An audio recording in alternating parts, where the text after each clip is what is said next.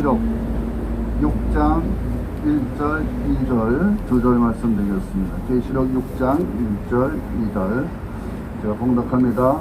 내가 보매 어린 양이 7인 중의 하나를 떼시는데 그때 내가 들으니 네 생물 중의 하나가 우레소리같이 말하되 오라 하기로 이에 내가 보니 흰 말이 있는데 그 탄자가 활을 가졌고 멸류관을 받고 나아가서 이기고 또 이기려고 하더라. 아멘. 할렐루야. 자, 이 시간에는 우리 ROTC 14기 도상순 목사님이십니다. 헬레어를 한 30년간 연구하셨고 또 요한계시록 책까지 펴내신 우리 목사님, 오늘도 우리 요한계시록에 있는 귀한 말씀, 오늘 인재앙 이런 제목을 가지고 오늘도 말씀 전해 주시겠습니다. 나오실 때 할렐루야. 우리 화답하시다. 할렐루야.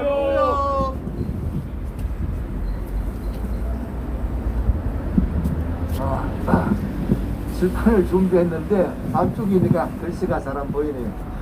자, 이 방송에는 안 보이겠지만은 이 참석하신 분들은 그래도 그림같이 생각하시면은 뭐 알 수가 있을 겁니다. 유튜브를 보시는 분들은 보시기 전에 먼저 좋아요, 구독 꼭 누르시고 시청하도록 하십니다. 그래야 은혜가 될 겁니다. 계시록을 보는데 계시록을 1장부터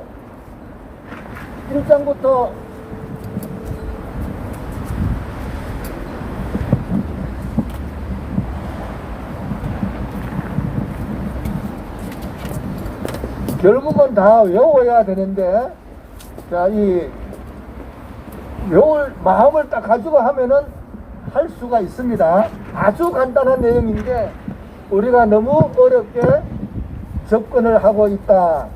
자, 그래서 아주 간단하게 할 거니까 적극적으로 동참하시면 되겠습니다. 여기에 1, 2, 3, 4를 적어놓은 거는 계시록 1장, 2장, 3장, 5장, 8장까지만 이해를 하시면 되겠어요. 자, 1장에는 아멘이 2번 나옵니다.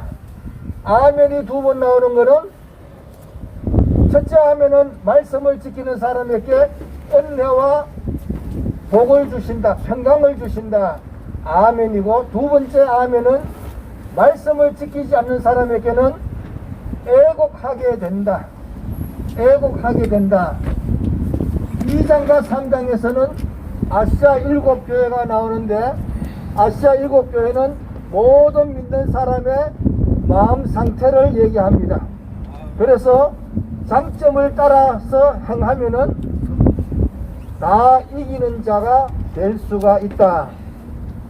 4장에서는 하늘 보좌가 나오는데 하늘 보좌는 심판을, 하나님은 심판하시는 하나님이시다, 이런 것을 보여주시고, 5장에 이 하늘 보좌에 앉으신 이가 오른손에 두루마리를 가지고 계십니다. 두루마리 책이 있는데 이 두루마리 책이가 이렇게 생겼습니다. 이렇게 생겼는데 두루마리 책인데 이 두루마리 책에는 이미가 7개 이미가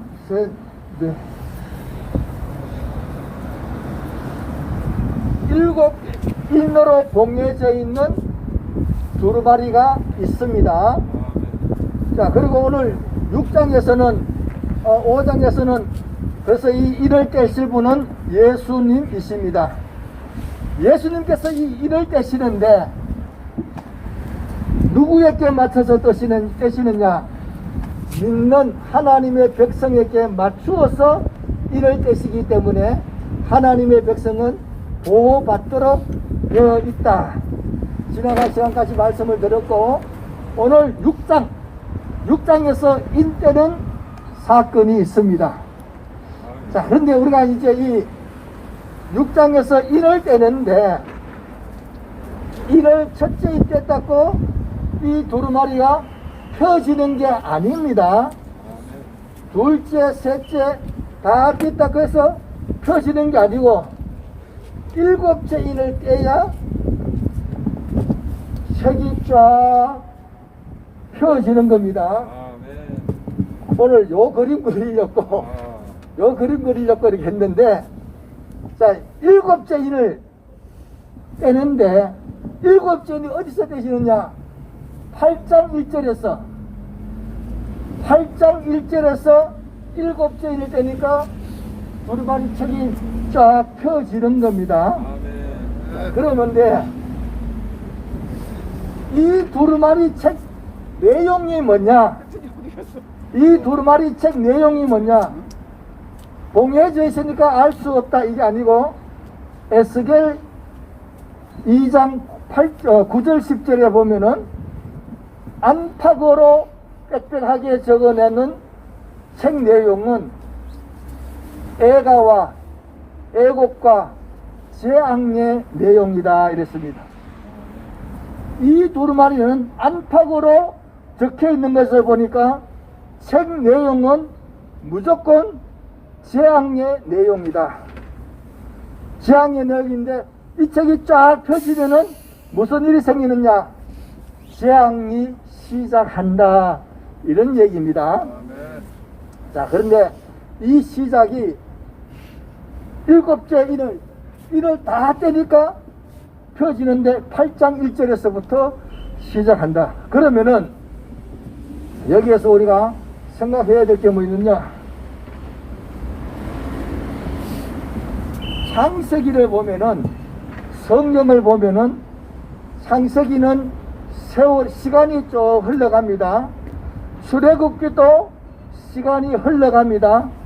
레위기는 시간 흐름이 없습니다. 레위기는 시간이 흐름이 없다. 요한계시록도 시간 흐름이 있는 성경이 있고 장이 있고 시간 흐름이 없는 장이 있다. 1장부터 7장까지는 시간 흐름이 없는데 8장 9장에는 시간이 흘러간다. 이 표현은 제가 처음 하는 표현이 아닌가 그렇게 얘기해집니다. 8장에서 시간이 흘러간다. 그러면은 6장과 7장은 뭐냐? 대환란 때에 쫙 있을 일을 재앙의 내용을 설명해 주는 게가 6장이고 7장은 재앙하는 동안에 성도들이 환란을 이기고 나온다는 것을 설명해 주는 장이 7장이다. 자, 그런데 그러면은 이 재앙의 내용에서 첫째 인을 떼니까 흰말이 나옵니다. 흰말은 많은 분들이 예수님으로 보는 사람들도 있고 또 예수님이 아닌 것 같으니까 복음 운동으로 보는 분들도 있고 또 적그리스도로 보는 사람들도 있습니다. 이게 틀린다 해서 이단되는 것은 아닙니다. 이단되는 것은 삼위일체가 틀린다든가 그리스도에 대한 지식이 틀리면은 이단이 되는 건데, 첫째 인을 떴더니 흰말 탄 자가 누구냐? 틀린다고 이단되는 것은 아니니까, 아, 이분은 이렇게 보는구나, 이 사람은 이렇게 보는구나, 그렇게 이해하시면 됩니다. 자, 그런데 여기서는 첫째 인을 떴는데 이 책 내용이가 재앙의 내용이기 때문에 흰발 탄 자는 당연히 적그리스도일 수밖에 없다. 적그리스도일 수밖에 없다. 왜냐? 책 내용이 재앙의 내용이니까. 그리고 이 흰말 탄 자가 활을 들고 있더라. 활을 들고 있단 말이 뭐냐? 예수님의 무기는 예수님의 입에서 나오는 칼이라고 1장에서 계시록 1장에서 얘기하고 있습니다. 예수님의 무기는 칼인데, 입에서 나오는 칼인데, 예수님께서 야 21세기를 살다 하다 보니까 칼 가지고는 안 되는구나, 핵시대에 활도 있어야 되는구나, 그렇게 하시겠느냐. 그래서 활을 들고 있다는 이 말 자체가 그리스도가 아니라는 증거가 되는 줄로 믿습니다. 그래서 적그리스도일 수밖에 없다. 요거는 다음에 또 나오니까 보고. 그런데 활을 가졌다는 말이 뭐냐? 시편 78편 57절에 보면은 활을 쏘기는 활이라 이렇게 표현합니다. 쏘기는 활. 그러니까 이 적그리스도는 쏘기는 자다. 쏘기는 자다. 적그리스도가 쏘기지만은 이 정권도 보면은, 공산주의자도 보면은 말끝마다 쏘기는 자입니다. 활을 가졌다는 얘기는 쏘기는 사람이다. 이 정권도 보면은 사람이 먼저다. 아, 나도 사람같이 사는구나, 이렇게 생각했더니 완전히 개돼지로 보는 것 같아. 그 말이 쏘기는 말이다. 평화 평화 평화 이렇게 하지만은 그 말도 쏘기는 말이다. 똑같은 용어를 써도 쏘긴다, 이런 얘기예요. 그래서 우리가 정확한 지식을 가지고 있지 않으면은 쏘는다. 쏘는다. 이 적그리스도가 대환란 때에 나타나 가지고 끝까지 계속 있다. 끝까지 계속 있는데, 계속 있으면서 쏘기는 말을 또 한다, 또 한다, 또 한다. 이것을 기억하고 있어야 됩니다. 두 번째 인을 뗐는데, 두 번째 인은 붉은 말이 나왔습니다. 붉은 말은 전쟁을 의미합니다. 대환란 기간 동안에는 전쟁이 계속 있다. 여기저기 크고 작은 전쟁이 끝도 없이 계속 일어난다, 이런 얘기입니다. 세 번째 인을 뗐더니 검은 말이 나왔습니다. 검은 말은 기근을 의미합니다. 그런데 기근을 의미하는데 이때에 이런 말씀이 더 있습니다. 감람유와 포도주는 해하지 말라, 이런 말씀이 있습니다. 감람유와 포도주는 해하지 마라. 이게 무슨 말이냐?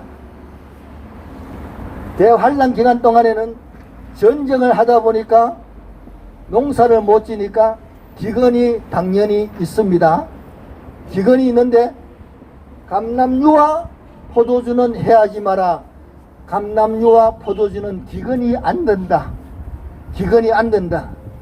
그런데 사사기 9장에 보니까 감람유와 포도주는 하나님을 기쁘게 해드리고 사람을 기쁘게 하는 감람유다, 포도주다, 이렇게 말합니다.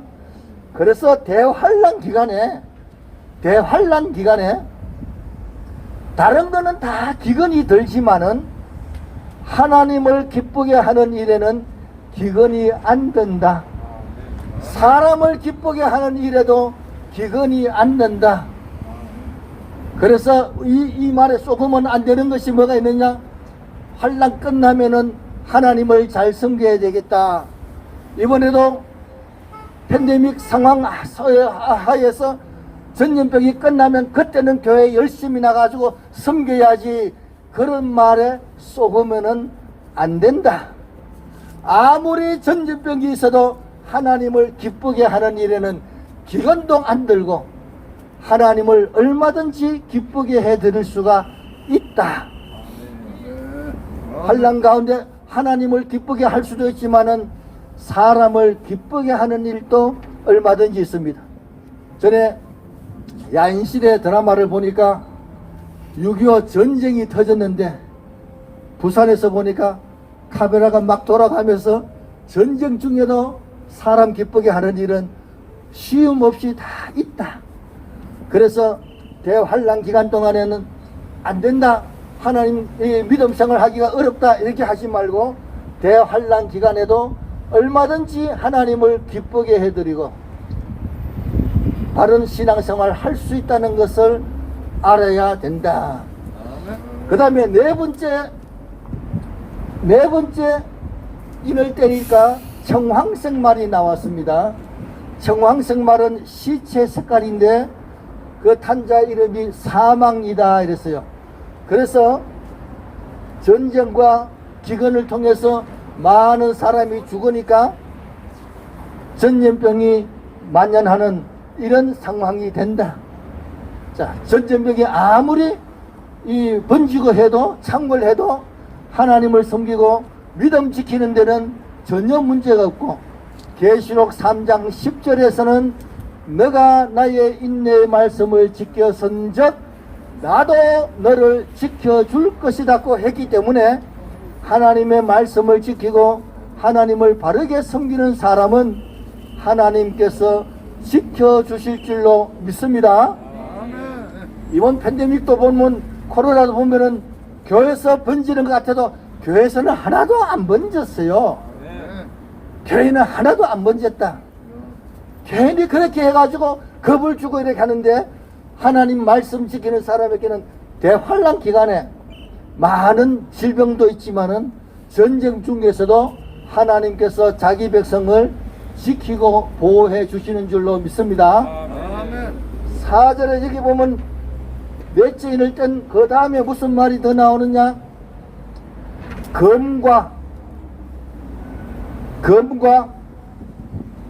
이 정화서 말대로는 검과 흉년과 전쟁, 검과 기근과 사망이 또는 거기에 짐승이라는 말이 더 나옵니다. 자, 그래서 이 말에 보면은 검은 전쟁, 기근은 세 번째인, 또한 이 사망은 네 번째인, 짐승은 첫째인의 흰말 탄 자가 짐승일 수밖에 없다. 그래서 흰말 탄 자는 즉 그리스도가 틀림이 없다. 그래서 네 번째인 뜰 때에 있는 그 말씀에도 보면은 흰말 탄 자는 즉 그리스도인 것을 분명히 표현하고 있습니다. 그 다음에 다섯째 인을 뗐는데 다섯째 인을 뗐을 때는 재앙이 아니고 순교자들이 하나님께 호소하기를 하나님 우리의 이 억울한 죽음을 신원해달라, 복수해달라, 신원해달라고 큰 소리로 뻥뻥 치니까 하나님께서 쩔쩔매면서 조금만 더 기다려라, 너희들과 같이 숫자가 찰 때까지 조금만 더 기다리라, 이런 말씀을 하셨습니다. 자, 그런데 순교자가 이 대환란 기간 동안에는 순교자가 나온다 이런 얘기예요. 우리도 오늘 이 자리에 모이는 우리들도 나라를 위해서 내 한 목숨 바쳐 이 나라를 구한다면은 얼마든지 바치겠다고 각오하고 다 나오는 분들입니다. 그런 분들이 얼마든지 많이 있다.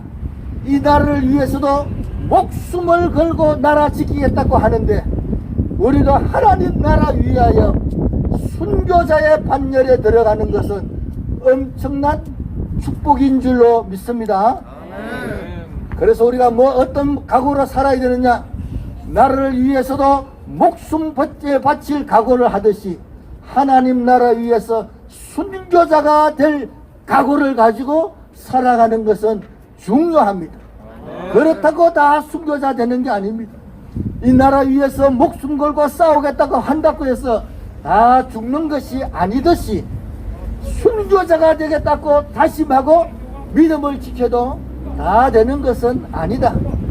그러나 우리가 분명한 것은 순교 각오하고 믿음 지켜야 끝까지 믿음을 지킬 수가 있다는 것을 알고 이 각오를 가지고 믿음 생활을 하도록 노력해야 되겠습니다. 그 다음에 6번째 인을 뗐는데, 6번째 인을 뗐는데 그 내용을 보면은 끝에 이런 말씀이 나옵니다. 하나님의 진노라는 말이 나옵니다. 하나님의 진노는 대접재앙을 얘기합니다. 계시록 16장에 나오는 대접재앙을 얘기합니다. 그래서 이 6째 인을 뜯는 이 현상은 대환란 제일 마지막에 있는 현상입니다. 7째 인을 떼니까 이 두루마리가 쫙 펴지면서 시작한다. 펴지니까 이제 재앙이 시작이다. 그런데 7째 인은 어디서 떼느냐? 8장 1절에서 뗀다. 그래서 8장 1절이 재앙의 시작이 된다. 재앙이 시작이 된다. 지금 나라가 어렵고 세계도 어렵고 하니까 곳곳에 유튜브를 보면은 지금 뭐 몇 번째 나팔이다, 나팔 재앙이다, 뭐 이런 얘기가 많이 나옵니다.